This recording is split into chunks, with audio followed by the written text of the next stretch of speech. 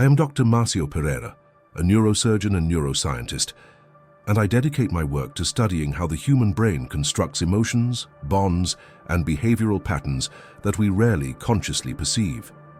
Today, I want to talk about something that seems simple at first glance, but which hides one of the deepest conflicts of the human mind, the only two reasons that make the brain fall in love. Socially, falling in love is often described as a spontaneous encounter between two compatible people, an almost poetic sum of affinities, chemistry, destiny, and timing, as if love were a natural reaction to the presence of the right other at the right time.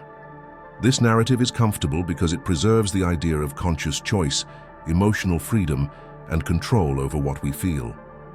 It allows us to believe that we fall in love because we see something special in someone, because we are touched by a rare quality, by a gesture, by a connection that seems unique.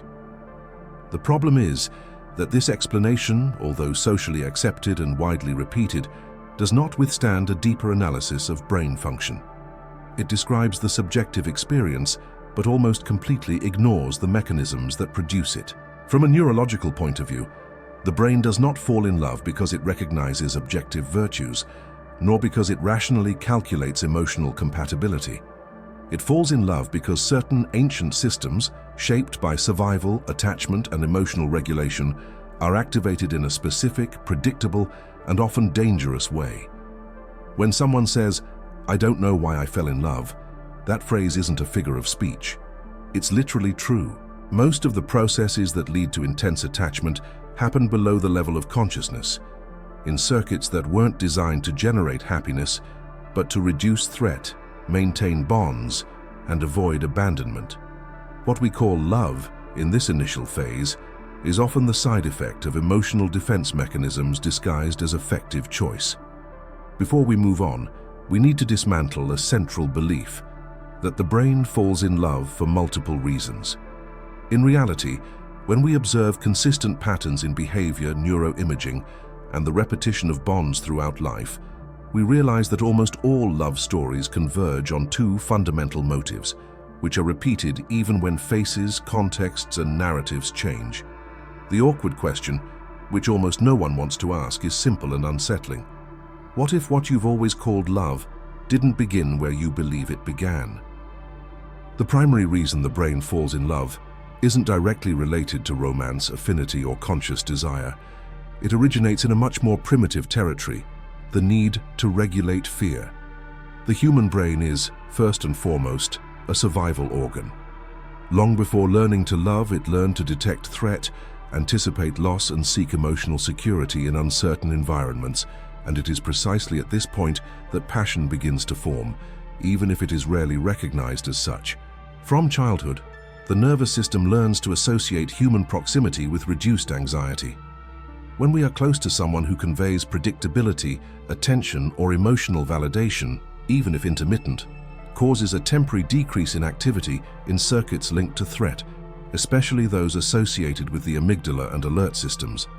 This feeling of relief is not neutral.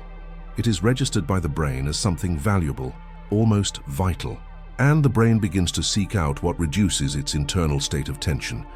The common mistake is to imagine that this relief comes only from emotionally stable people.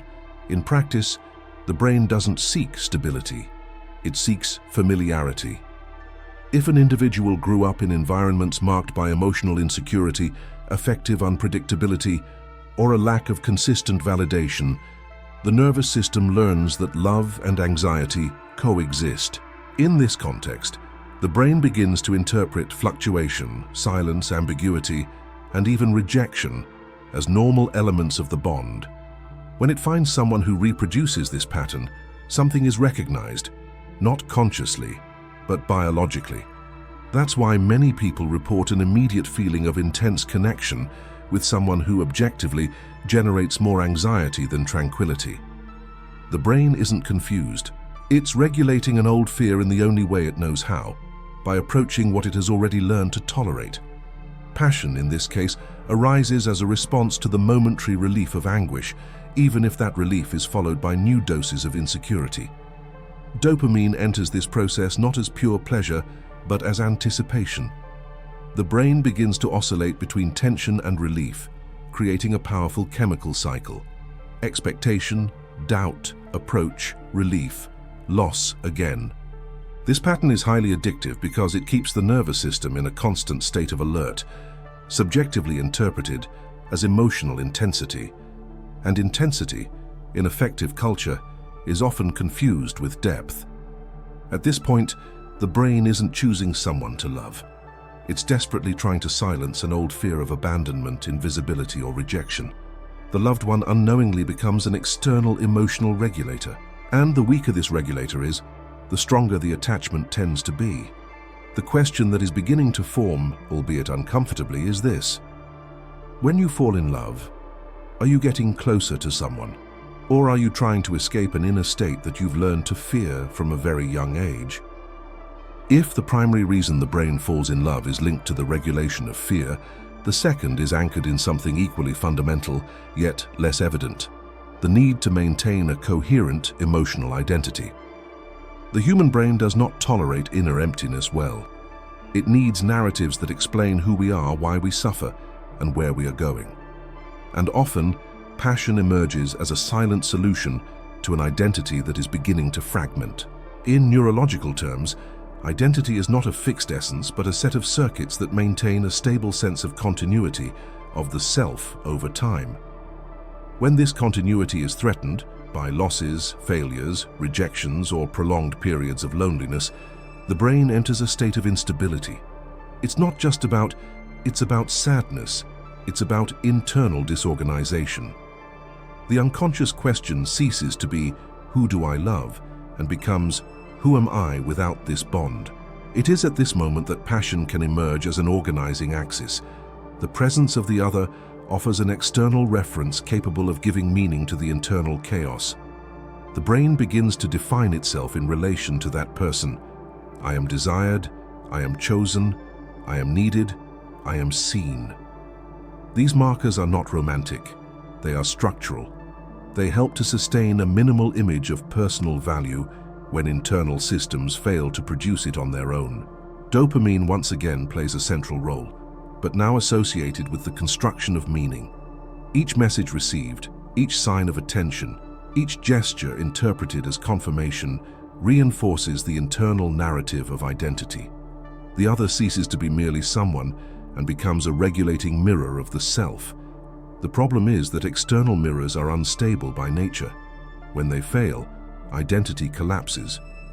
Therefore, many people don't fall in love with who they are when they're alone, but with who they believe they become alongside someone. The passion isn't directed at the other person themselves, but at the version of oneself that seems to emerge in that relationship.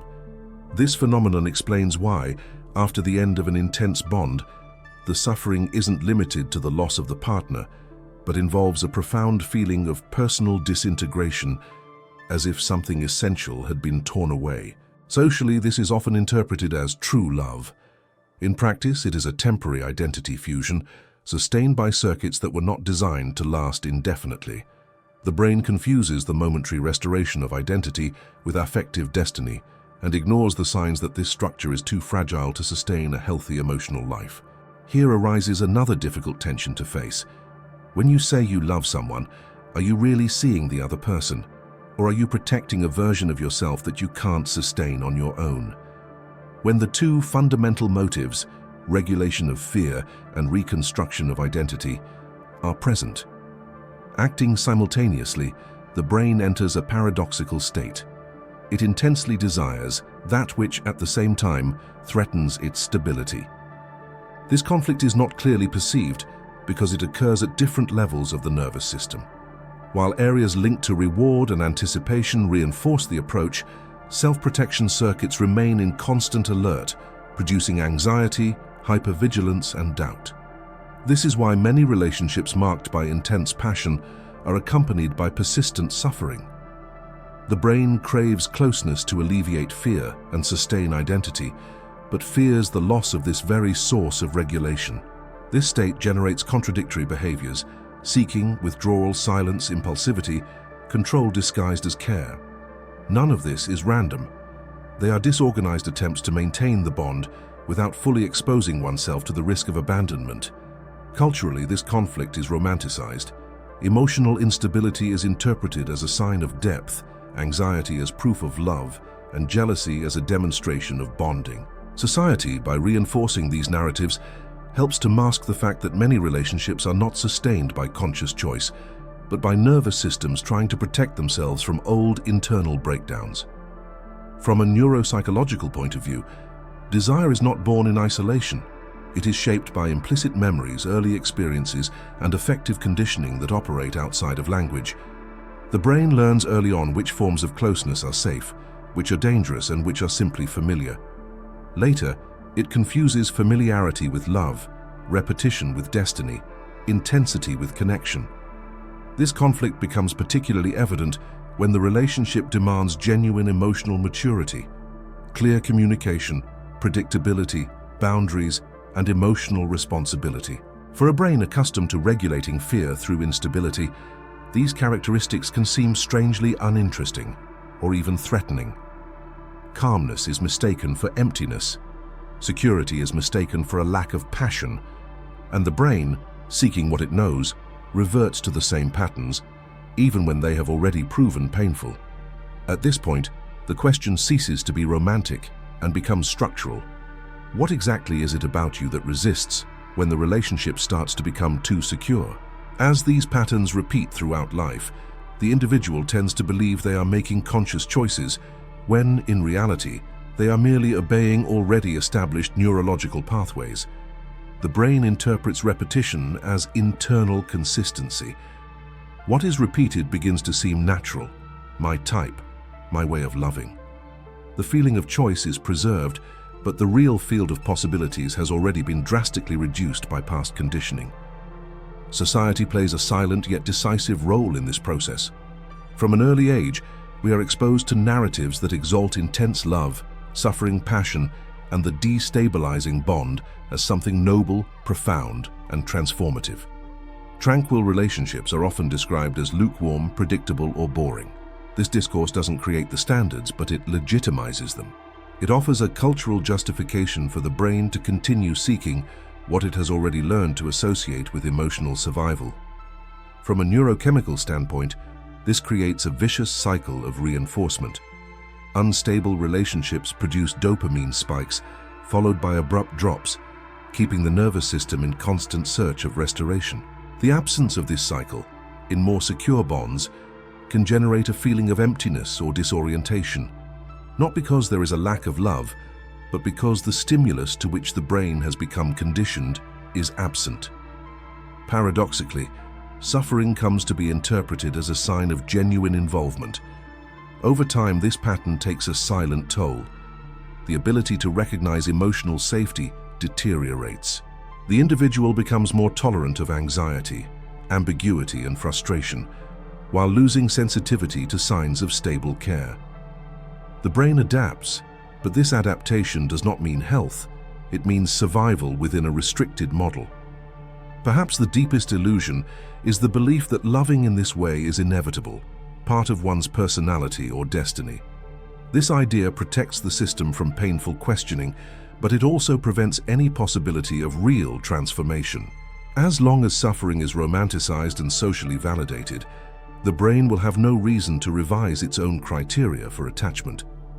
The tension that is beginning to emerge is uncomfortable because it points to internal responsibility. What if what you call your emotional pattern isn't who you are, but merely what your brain has learned to repeat in order to avoid collapsing? There is a rare and profoundly disconcerting moment when these mechanisms cease to operate entirely in the dark. Not because the brain suddenly changes, but because something becomes too visible to ignore. It might be the accumulation of similar relationships, recurring emotional exhaustion, or the persistent feeling that, despite different choices on the surface, the internal outcome is always the same. At this point, suffering ceases to be episodic and begins to reveal its structure. When the pattern becomes visible, the romantic narrative begins to fail. It is no longer possible to sustain the idea of bad luck in relationships, of wrong encounters, or of a lack of opportunity. The brain is forced to confront something more threatening. the possibility that it itself is organizing attachment experiences based on criteria that no longer serve adult life, but rather on old strategies for emotional survival. This confrontation generates resistance, not because the truth is too complex, but because it demands letting go of comfortable explanations. Recognizing that the brain falls in love primarily to regulate fear and sustain identity means admitting that much of desire does not stem from freedom, but from adaptation. It means accepting that not all passion points to the other. Many point to wounds that have never been internally healed. From a neurobiological point of view, this is a bifurcation point. Either the brain tries to restore balance by returning to familiar patterns, choosing intensity, instability, and fusion again, or it slowly begins to tolerate something that previously seemed strange, the absence of threat as the basis of bonding.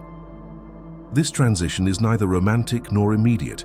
It involves estrangement, inner silence, and often an abrupt drop in the sensation of feeling something strong. This is where many mistakenly interpret that they have stopped loving or desiring. In reality, what is diminishing is not the capacity for bonding, but the dependence on circuits that associated love with anxiety and identity with external validation. The brain is beginning to learn, with difficulty, that closeness doesn't need to be an anesthetic against fear, nor an artificial support for the self. None of this can be resolved with isolated conscious decisions, because these systems don't respond to immediate logic. They respond to repetition, predictability, and sustained security over time. Seeing the pattern doesn't mean being free from it, but it makes it impossible to continue believing that love is only what happens outside of ourselves. The last question, perhaps the most unsettling of all, remains unanswered. If your brain learned to fall in love in order to survive, what exactly would have to change for it to one day learn to bond without fear?